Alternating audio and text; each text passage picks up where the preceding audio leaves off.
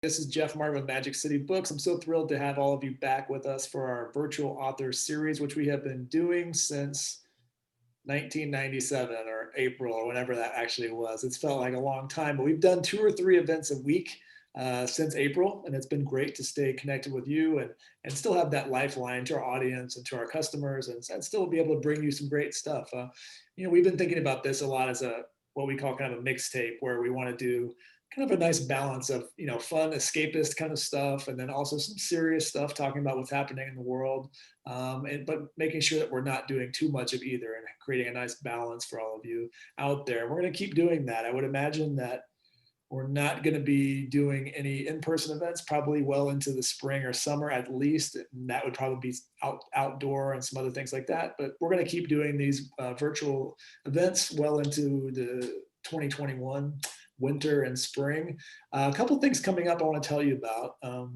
One of our last big events of this year is going to be something we just booked pretty recently, and it's going to be on November 30th, and it's a conversation with Ta-Nehisi Coates and Damon Lindelof, the creator of Watchmen and Lost and The Leftovers and a lot of other shows.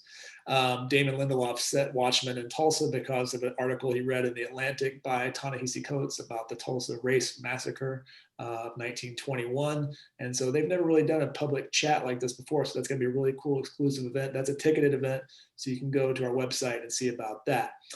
Next Monday, that's the 23rd of November, we're going to be doing a really fascinating free event with Erin Brockovich about water policy and pollution and some of those things that she's been working on for many decades now. So that's going to be really interesting. Oklahoma and Tulsa play a little bit of a part in some of the cases that she's working on. So that's kind of what I'm mentioning there, some of that more serious stuff, talking about the issues that matter. And we'll get to some sillier things as we get into the holidays. So stay tuned with what's happening. Go to magiccitybooks.com and you can see what's going on there. I'm so excited tonight to have Denise Kiernan with us.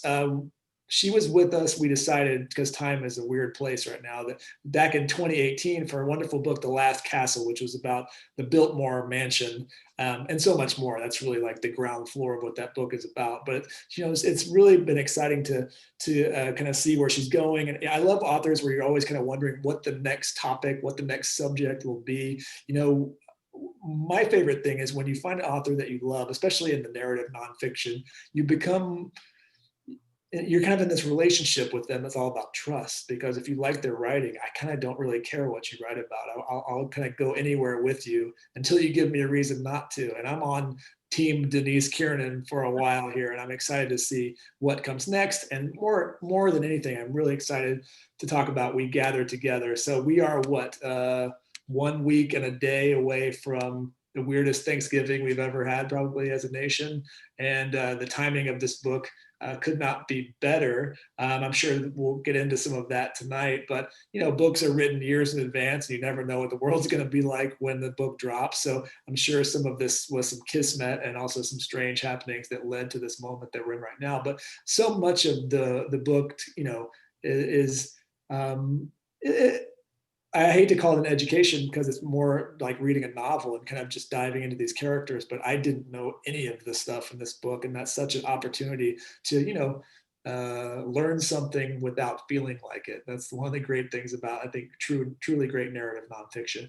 One thing I'm also excited about tonight is I get to watch with you guys because we have a guest moderator, and that's always a fun thing for me to get to be an audience member. And so Shannon McKenna Schmidt is going to be joining us as guest moderator. If you don't know Shannon's work, one of my favorite genres of books, because I'm a nerd and I run a bookstore, is books about books. And I love reading, it's kind of like, just like a drug to me. I can't read it enough. The first book that I had when I was in my early 20s that I think kind of got me on that was a book that salon.com put out. Remember with salon.com, that was a thing.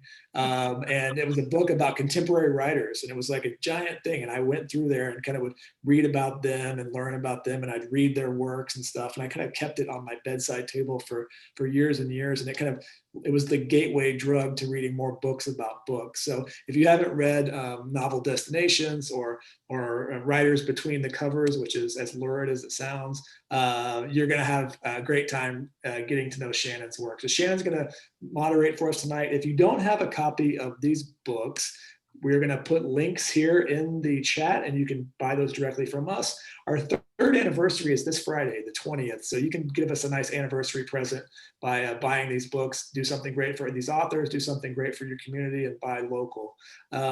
If you have questions during the conversation, please put those into the Q&A, and Shannon and Denise will get to those and answer a few of those while we go. So I want to say a huge thanks to you all for watching, and a thank you to Denise for being now a Magic City Books veteran of sorts, and also to Shannon. And I'll turn it over to Shannon to take it away. Thank you.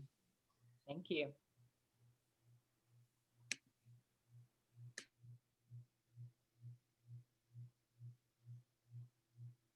Terrific. Well, sorry, I'm just changing my gallery view here. Well, Denise, it's so great to be with you tonight to talk about your very fabulous new book, We Gather Together, which is a look at American history and culture through the tradition of giving thanks. That's the soundbite version. We will get into its many, many layers. But would you like to say anything first about the book before I start zinging you with my questions? Thank you so much. Thank you for doing this and coming along on what has become the weirdest book tour for many of us authors who had books coming out in the summer and the fall. And it goes so much better when you have wonderful places like Magic City Books and people like you who are game to kind of, come along and make these events the best they can be, and all the people who, show up to watch, which is so awesome.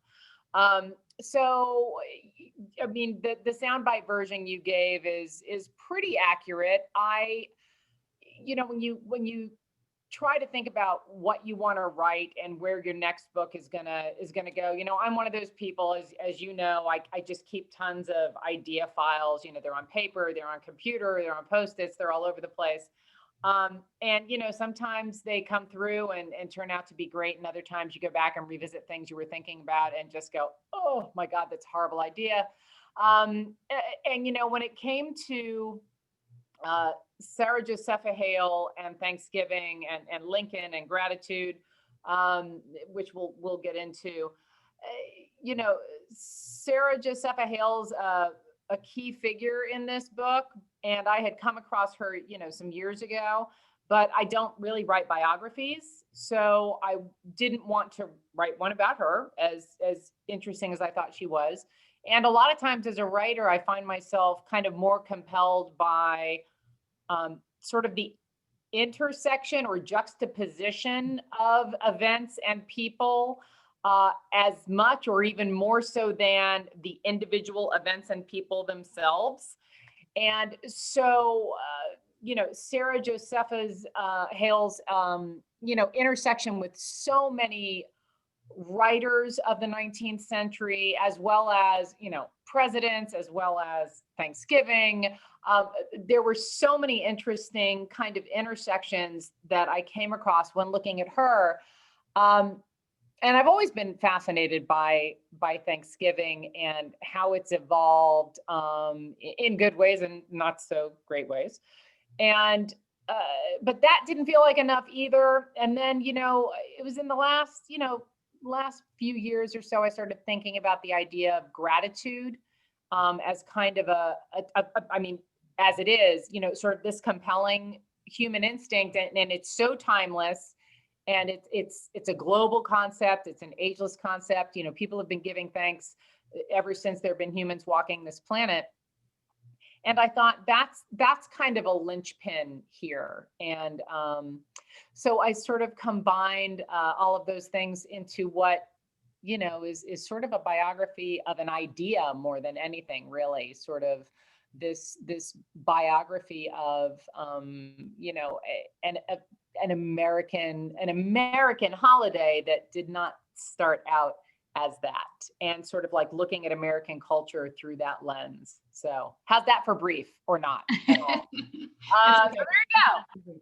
you go. As Jeff mentioned in his introduction, the publishing process is very long. And you couldn't have known at the time that you conceived of this idea and were writing the book, where we were going to be in November of 2020. And so, but I was reading the book this weekend, and I have to tell you, like, I felt like it was the perfect time to be reading this book. I'm really glad to hear that. You know, you never know as a writer because you conceive of ideas, you tweak them, you write them, you edit them, somebody else edits them, you go into production, all these things. So that, the world your book is going to land in is going to be different than the world in which you were living when you conceived of the book, when you wrote the book.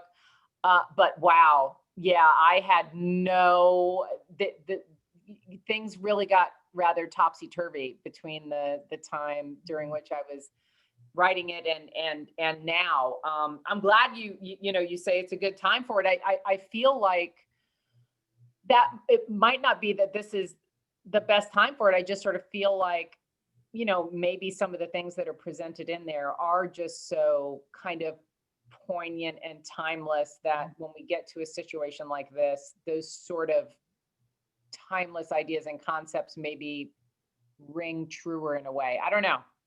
No, I think that's absolutely true, because I felt like it was the perfect time because Thanksgiving is coming up, and it's a holiday in my 40-something years that I guess it was just always in my life, and it was there every year. I never stopped to think about a time when it wasn't there. So it was fascinating to learn that, but also, also the idea of gratitude, at this time of strange times, difficult times, just, remembering to practice gratitude and be grateful.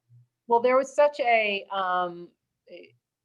like I said, the gratitude piece for me was really what was missing before I had really sort of decided this was the next book that I wanted to do. And there's been so much research in the last, decade or so about the benefits, mentally, emotionally, physically, that they are studying now on a neurological level of having some sort of gratitude practice in your life, and that the impact and those benefits can be even stronger, more strongly felt when you manage to figure out a way to find something to be thankful for in the midst of, yuck, when things are not going great. Those sorts of things can, being able to find something to be thankful for can have an even greater effect on a human's resilience of spirit, and even, blood pressure, how you sleep, all those sorts of things. And so, going through everything that everybody's going through right now, this really is the ideal time, as challenging as it seems, to find those things to say, what, I'm thankful for X, Y, and Z, and I'm doing okay. Absolutely. And that's one of the things that I loved about the book, is that you include this research about the health benefits, essentially, of gratitude, physical, mental. And I was wondering, in the midst of all this historical research you were doing, how did you come across that and decide to include it? On a personal level, so the sort of the midsection of the book, like the center third of the book, is kind of grounded in the Civil War, when the establishment of a National Day of Thanks took hold and began our nonstop string of November Thanksgivings. That started in the Civil War. And on a personal level, I have always been fascinated by the idea of people who have a gratitude practice. I should be better at it than I am. But I've always been on a personal level. It's just something I was always really, really interested in. And it was just sort of one of those things where I had come across an article that I read regarding these, a particular study about the effect of gratitude on health. And I wasn't working on this book at the time, but I had these pieces in my idea file about Thanksgiving, about Sarah Josepha Hale. And there was something about reading that article that just kind of tweaked me. And I said, that's what's missing. Like that to me is the linchpin that's going to bring this book together, or so I hoped. And it just sort of gave me another layer to work with when I was thinking about what I wanted this book to be, because I knew I didn't just want it to be about the establishment of a national day of thanks during the Civil War. I knew I didn't want it to just be about that. And I knew I didn't want it to just be about this, she's a fantastic and very interesting woman, Sarah Josepha Hale. And so when I read that article and thought, oh my gosh, this could be an element of this story, this could be a thread, it really sort of opened up connections for me. And as a writer, when you find those elements, those ways, it's like a way into the story. It's just a different entry point into the story. It made me start thinking about my own experiences celebrating Thanksgiving outside of this country. And you, as a world traveler, I mean, you know what it's like to have your traditions, see your traditions interpreted in other parts of the world. It also opened up the idea of looking way back at, just sort of the history of Thanksgivings and harvest festivals and various rituals around giving thanks. So it kind of opened things up for me, and also just sort of gave me a through line that I felt comfortable with. And that's just sort of, so in a way, it was just kind of luck. So, I was reading something I was interested in anyway. And, for whatever reason, the time at which I read it, I just thought to myself, yeah, that's the way I'm going to get into this. Hopefully an editor will agree with me, but that's the way I think I want to get into this. Yeah.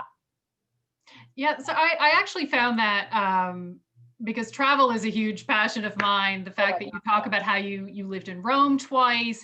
And I thought it was neat that, so you packed along with you your love of Thanksgiving when you were in Rome, and trying to find all the traditional, fixings for Cranberry November, the craze for Americans in Rome to find cranberries. And so, yeah, I thought that was because you take it with you, like, so it's not, but you don't necessarily think you're taking it with you. Right? That's what's so funny is it's so, like you said, it's always been it's so second nature, like, okay, we're getting towards the end of November, it's time for Thanksgiving. And so it's for me, like, until you find yourself in the moment, you're not thinking about all of because you think, like, I'm this person I live in another country. I'm having an adventure. I'm living a different life. And I'm doing my best to sink into this other culture. And then, November rolls around and you're like, well, it's time for Thanksgiving, right? I mean, and you just sort of get sucked into it. And, I'm running around, with some of my other friends. We're trying to put this, and in the book, I talk about Thanksgiving in Rome and hilarious Thanksgiving in Paris, and, trying to figure out how to make the holiday happen. And then you're thinking to yourself, why am I doing this, And so it was really interesting to me, the things that sort of stay with us no matter where we are. And it was sometimes your perspective on your own culture, as better than pretty much anybody I know, because you've traveled so extensively, your perspective on your own culture shifts when you are viewing that culture from outside, where you're living, especially if you're outside of your culture for an extended, not like for a week, but for an extended period of time. So it was very interesting. And so I love that you shared those personal details with us in the book. And another thing that I loved about this book, I'm always excited and happy to be introduced to an inspiring female figure, woman figure in history. Sorry, I shouldn't say female. If you read the book, you'll understand why Sarah Josepha Hale doesn't like that word. But but I wanted to talk about her a little bit because, she was amazing. She overcame tragedy. She's pregnant with her fifth child when her husband tragically dies. She goes on to forge this career as a journalist and author. And, I wanted to see if you could share some of the things that drew you to her. She was, so Sarah Josepha Hale was, a widowed mother of five who grew up in the early 19th century. And she had, she didn't have a traditional education. She felt very fortunate that she grew up in a home where her parents encouraged reading and instilled in her an incredible love of books, which of course makes me immediately fall in love with her. So books are everything from the time she's a child. And she also became fond of writing. And, she talks a lot about when she would write introductions to various anthologies that she did or to her novel about, her older brother, who did got to go to Dartmouth, things like that, would come home from college and share what he learned with his sister because she was smart and she read a lot and he knew she wanted that knowledge. And then her husband, David, who died very early on in their marriage, they were almost 5 kids in, but it was still pretty early on in their marriage. He really encouraged her writing, and they had these study hours at night together, which I thought was delightful. Between 8 and 10 in the evening, they would sit together and they might talk about French, or they might talk about botany, or, a book or something. And he not only encouraged her to keep writing, he actually encouraged her to put her work out into the world and try and get it published. And then when he died, she really started doing that in even a more active way. And she published her first novel in 1827, which is only a couple, within years of his death. And that got enough attention for her to be offered an editorship at a brand new ladies magazine. And then that ladies magazine merged with a much larger, very influential one. And, suddenly this woman, who, was widowed and didn't really have any kind of real education to speak of, became one of the most influential editors, in the country. The magazine that she ended up at the helm of, Godey's Ladies Magazine, that was one of the most widely read magazines, in the country in the middle of the 19th century. And it wasn't just about, what to wear, although that was, certainly fashion was in there, and dress patterns, and, how to be a hostess and all those sorts of things. But it was also about education and exercise for your children and the education of young women. And she would publish these writers, what to read. And she was finding writers and publishing writers who were fairly unknown at the time. And, one of my favorite anecdotes was, she finds this young writer and publishes one of his earliest works. And the magazine, in its, citation of this writer's work, said, he's a little boyish and he needs to come along and develop a bit.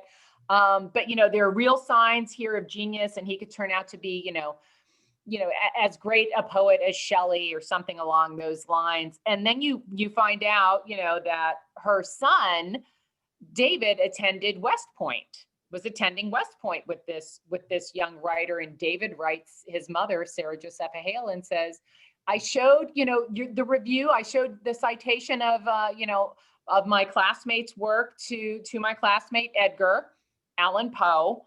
And this is the beginning of Edgar Allan Poe's, writer-editor relationship with Sarah Josepha Hale. that lasted until Poe's death.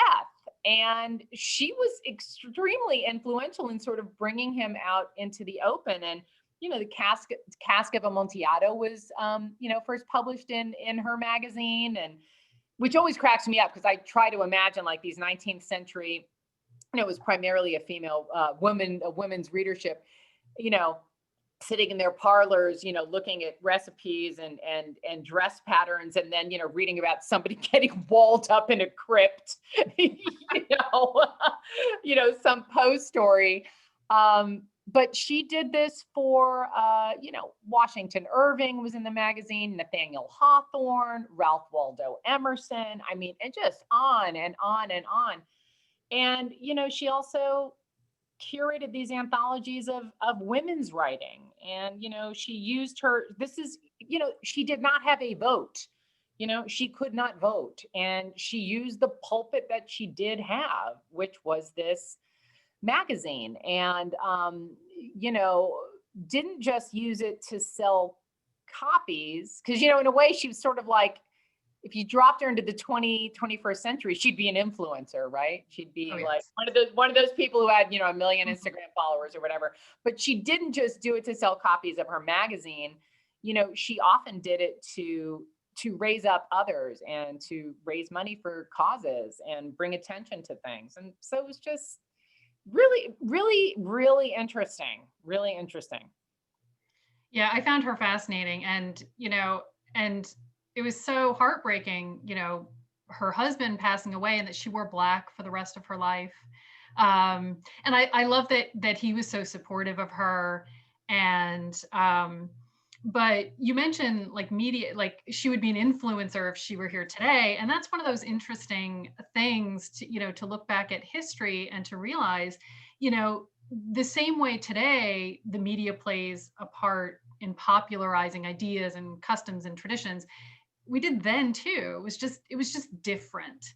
And so one of her lifelong quests was to get Thanksgiving declared a national holiday. And I was just wondering, why was it so important to her to, I so admired her drive, but this desire to have it be declared a national holiday by law. She very specifically, she knew what time, what month, even what day she wanted it to be.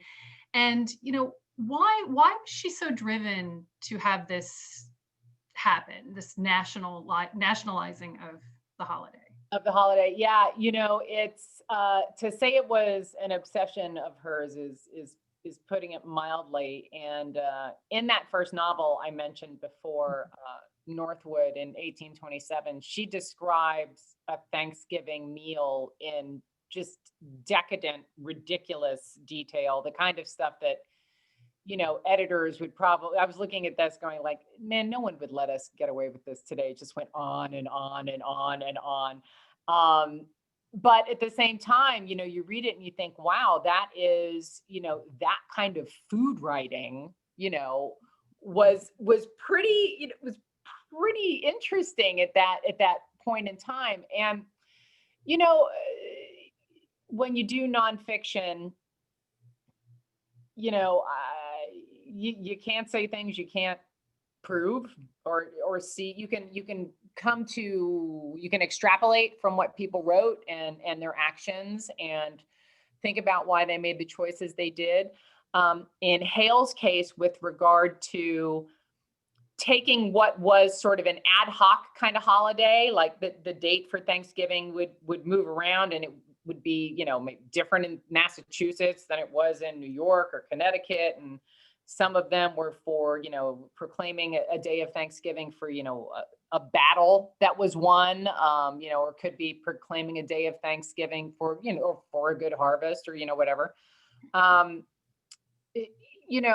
She grew up, her father was a Revolutionary War veteran, and he was injured fighting in the Revolutionary War. And she grew up, she saw the very beginning of the United States of America. Her first president was Washington. And, and her last was Rutherford B. Hayes. And so she was there from the very beginnings of the United States. And, her father had fought for the United States to, win their independence from the crown. So I think there definitely was this commitment to the idea of the Union that was instilled in her from a very, very, very early age. And then if you combine that with,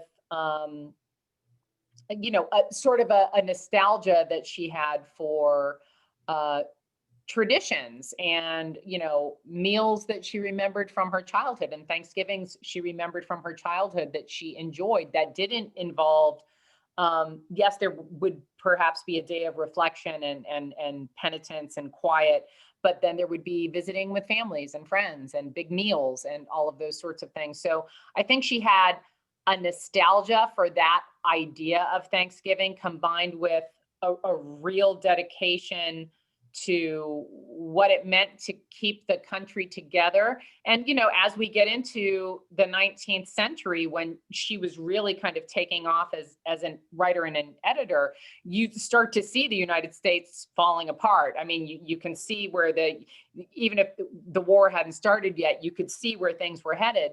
And I think she, in a way, when you see what she writes in her own magazine, about the importance of in her magazine, in her books, via her characters, about the importance of having a single day where everybody comes together on the same day throughout the country to give thanks.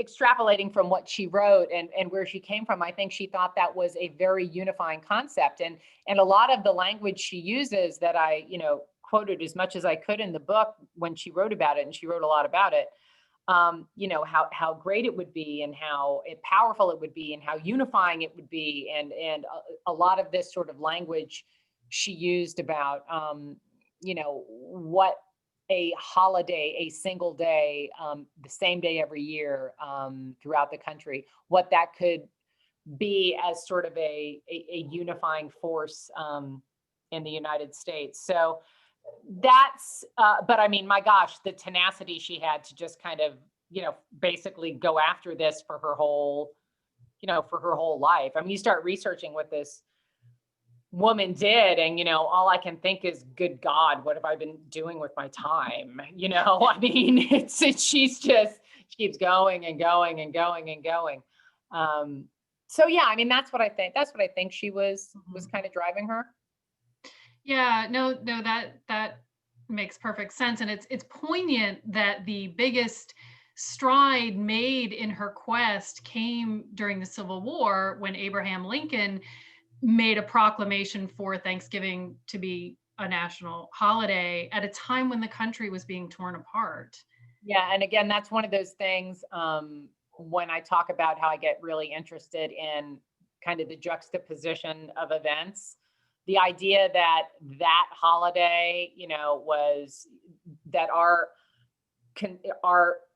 unending string of November Thanksgivings, started in the middle of the Civil War. The idea of a national day of coming together and saying thanks started when people were at each other's throats, killing each other. The country was, completely torn apart. That to me is fascinating. That was fascinating.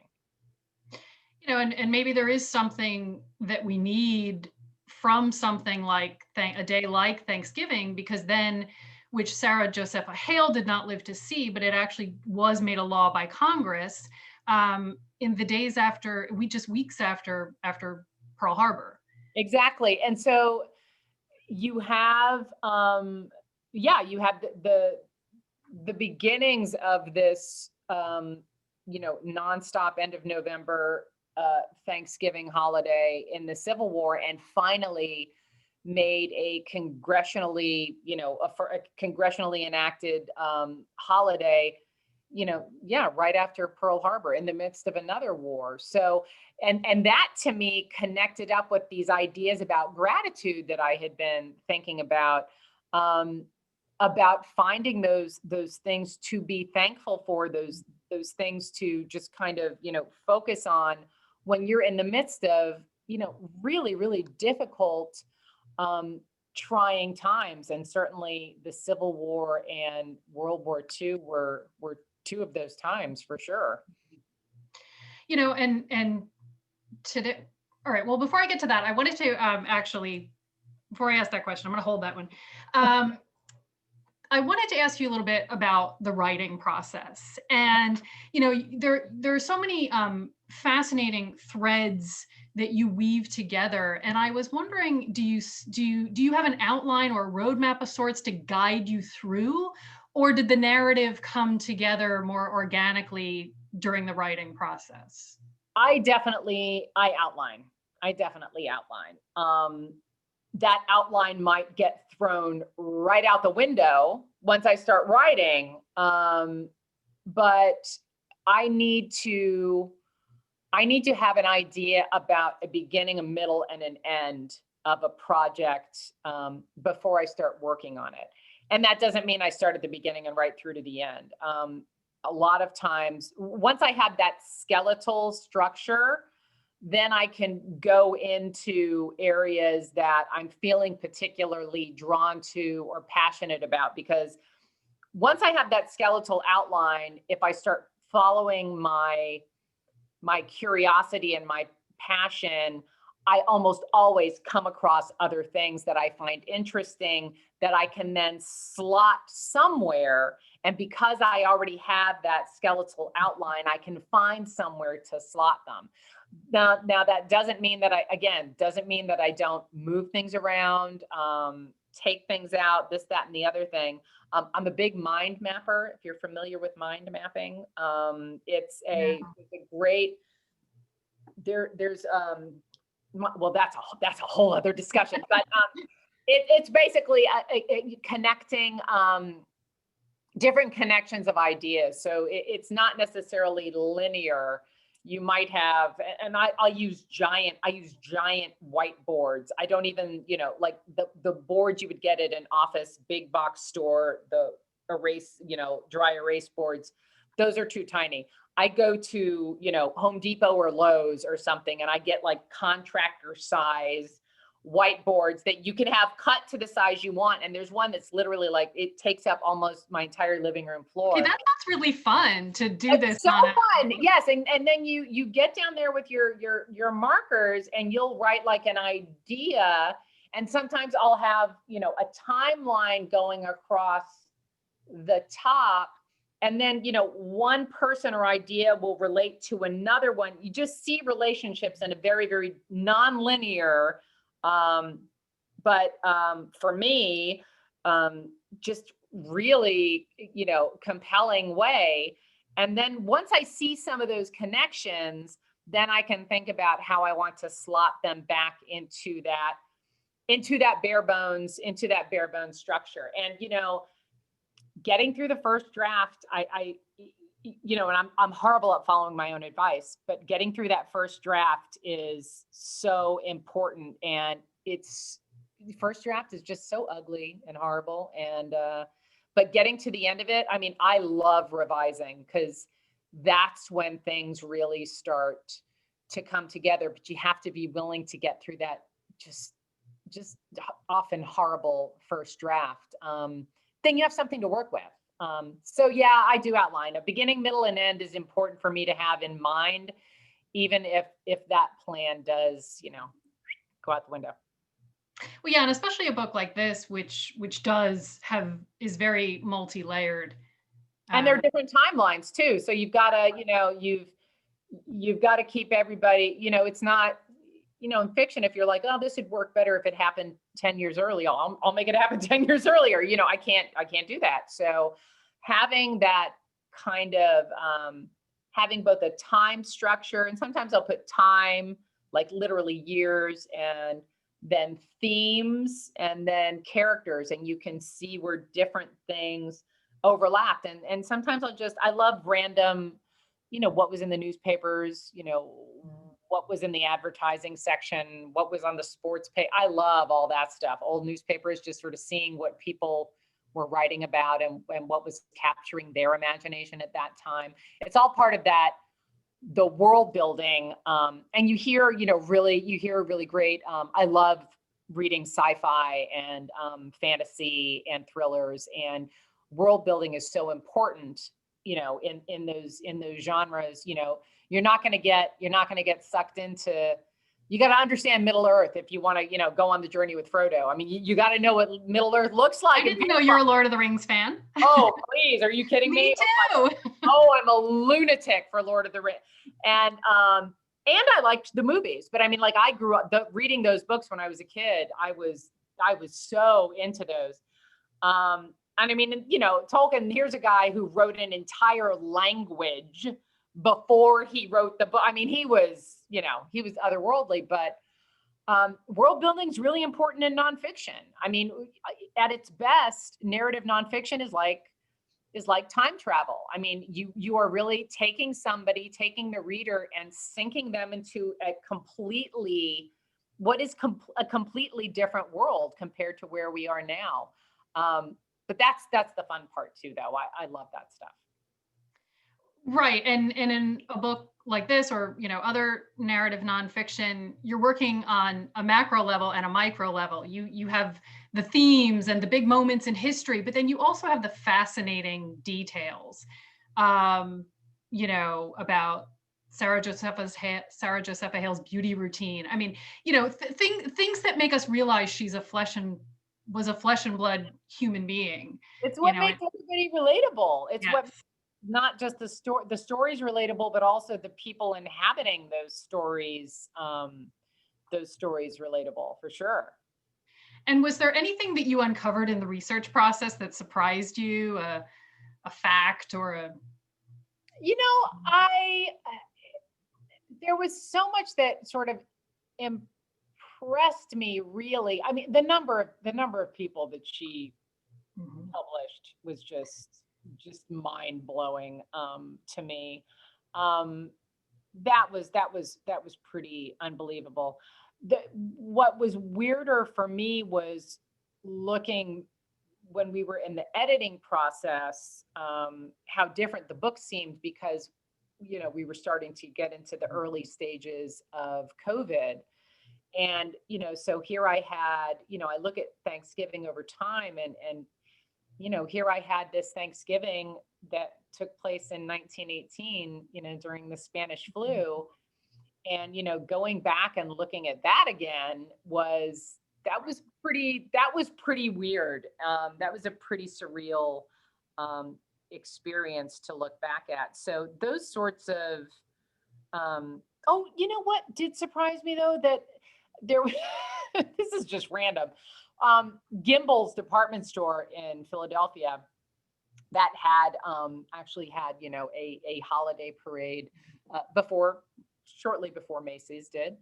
There was an ad, ads I found in the Philadelphia newspaper that was, bring your kid to Gimbel's, have them ride on real ponies. So they had ponies in the department, like real ponies in the department store. And I don't know why, I just thought, that's awesome. That's weird. That sounds like a lot of maintenance. Right. Who's cleaning up after them? Yeah, on a lot of different levels. Yeah. And it's just one of those things, you see just this little snippet of an ad in a newspaper, and immediately your brain starts trying to imagine, where were the ponies? Like, was it in a corner of the department store? Was it outside the department? What were they doing with ponies in a department store? Anyway, so it's always weird little things like that kind of catch my eye, actually. Yeah. And, I was wondering, as I was reading the book, and I knew that you were, earlier in the year when you were wrapping this up, you were fresh off researching the 1918 pandemic, when the country where COVID started to become part of our lives. And I was just wondering, so I feel like, did you know more than the rest of us in a way? Like, because you had just researched this catastrophic event that's turning out to be quite similar 100 years ago.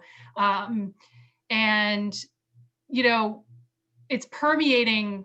It took a while. Like I first heard about it in, you know, mid-February, and it really wasn't, but, you know, it's slow. We don't know what's going on. It wasn't until mid-March where everything starts shutting down. And I feel like your perspective must have been different maybe than the rest of us. You know, I don't know. Maybe I kind of tuned that. Maybe I sort of tuned it out. I don't know, because, you know, I've heard about I've known about the Spanish flu my whole life. And so in a way, it was sort of something that was always there in my knowledge of American history, but it just kind of started to take on a very, very different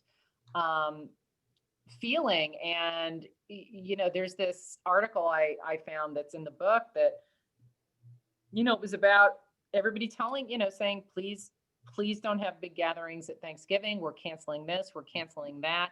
And, you know, this one family dinner, it was in the newspaper, in one of the Ohio papers, I think.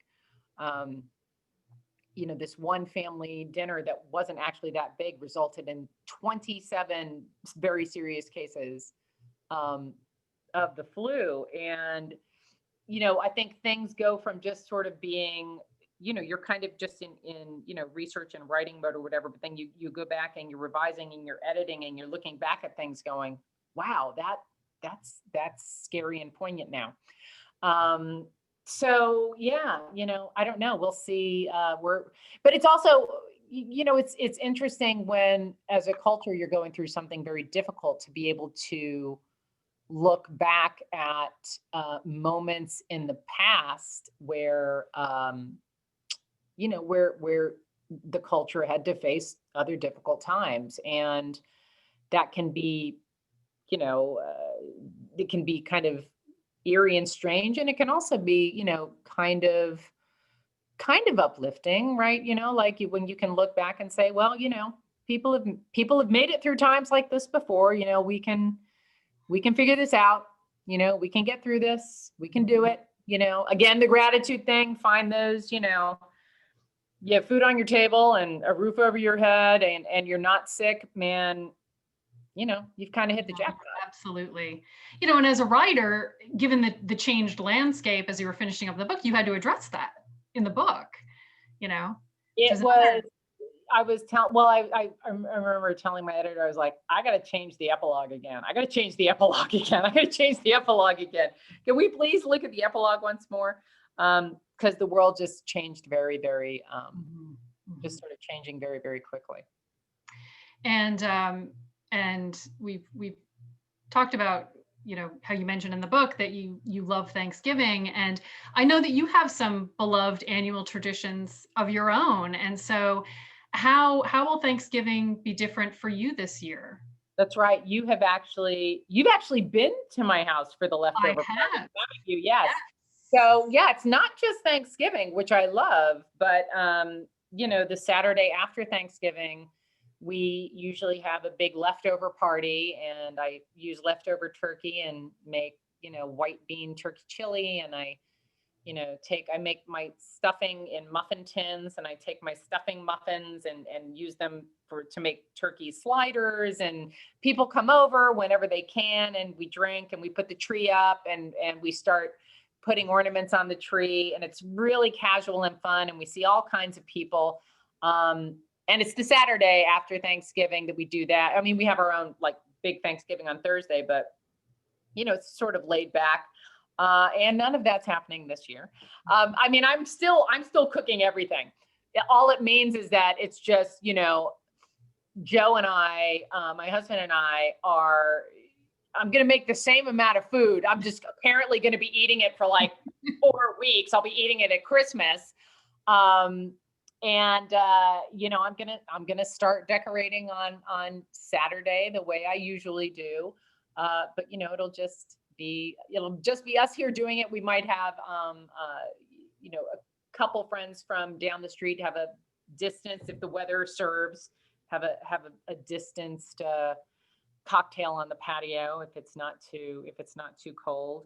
But I'm trying to look at this year as a way, it's going to be so pared down. It's going to be so different in a way. I think it's a really good opportunity to kind of shift from obligation to intention in a way. So, I don't have to be a hostess for a bunch of people. I don't have to make sure my house is spotless because people are going to be, walking all the way through it. I just have to make sure my Zoom corner looks okay. And but I can, because I won't be occupied doing all that, even though it's fun and I like to do it, it is a lot to take care of all of that when you have people in your house. I'm actually trying to look forward to connecting with a lot of people that I might not normally be able to connect with that weekend, just because I'm so busy, because it turns out to be a very busy weekend. So, really kind of thinking about what I'm thankful for and who I want to, just kind of getting back to the basics of giving thanks and who I want to connect with, and just sort of keeping it simple and saying thank you. That's where I'm trying to head. Yeah, absolutely. And, I mentioned, I don't know if I mentioned on camera or if it was before, but I live in New Jersey, but I'm currently in Florida for a few months. And last week we lost power for a few hours and I was immediately cut off. I had no internet. My phone didn't have a charge. I only had a half charge. And I was so immensely grateful for the fact that in the midst, even more than I was before, but in the midst of all this, that we can still be connected. We can still be together. We can gather together. It won't be in person, but yeah, we can stay connected with each other. Yeah, we can come together even if we can't physically be together. And I think we get creative when that happens. You get some obstacles and you get creative. And I believe in our ability to do that. I have to. Absolutely. And I just, to wrap up, I wanted to ask you, what would you like readers to take away from the book? Oh gosh. That's always an interesting question, because in a lot of ways, I don't think I write books with opinions, really. I just sort of kind of like to put as much detailed information out there as possible and write a story that I think is interesting and sort of let readers bring themselves to it. But I would like to think it'll maybe sort of open up people's,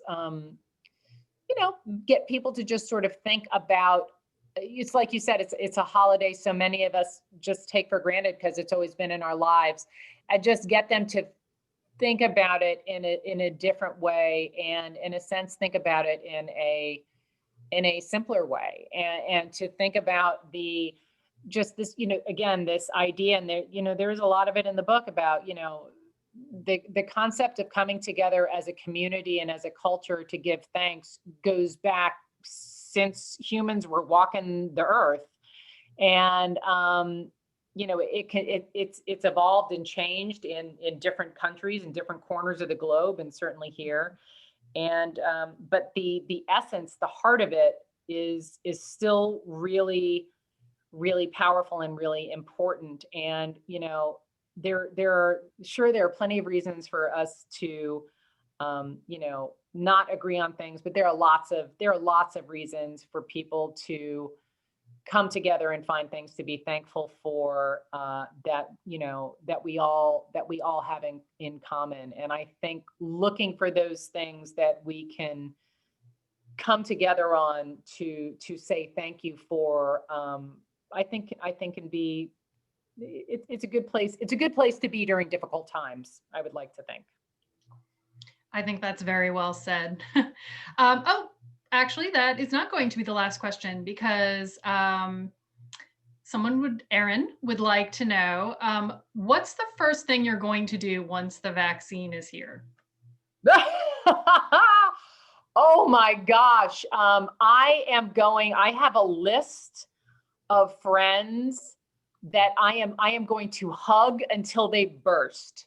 Like there are so many just good friends of mine that, no offense to my husband, I'm glad he's around. But I mean, there's so many good friends of mine that I just miss just hugging and hanging out with. There's going to be a lot of hugging going on. That is I mean, yes, I've also thought to myself, it's been a long, I like to travel like you do. It's been a long time since I've traveled. I have a list of places I want to go. I want to go back to Rome. I try and get there as often as I can. I still have friends there. But I mean, seriously, like one of the first things is I am just going to hug an awful lot of people very tightly. I completely agree with you. I had travel plans, Japan, like I would just back to Europe, wherever. But I totally agree with you. First and foremost is just going to be seeing friends and family. I'm just going to be breathing on people, letting them breathe on me. Exactly. I can't wait. That's it. Absolutely. And hopefully we will get to breathe on each other in person. Yes, I know. I will come visit you in Asheville, North Carolina, as soon as we are allowed. Absolutely. You know you can. I will look forward to droplets flying in the air between us. It'll be fantastic. It'll be great. Yes. I'm looking forward to all that. Yeah. Vaccines and cocktails all around. I'll have another, please. Thank you. Yeah. Well, Denise, this has been so much fun. I'm so, privileged to be able to talk to you about your new book and just have a good time with you and talk books and history, and thank you. Oh, thanks for doing this. I really appreciate it. And thanks Magic City Books for making these sorts of events possible. And yeah, thank you. I mean, we're all figuring out a way to still stay connected around books. And that's always lovely. So yeah, thank you. All right. Good night. Bye, everybody. Good night, everybody. Thank you so much.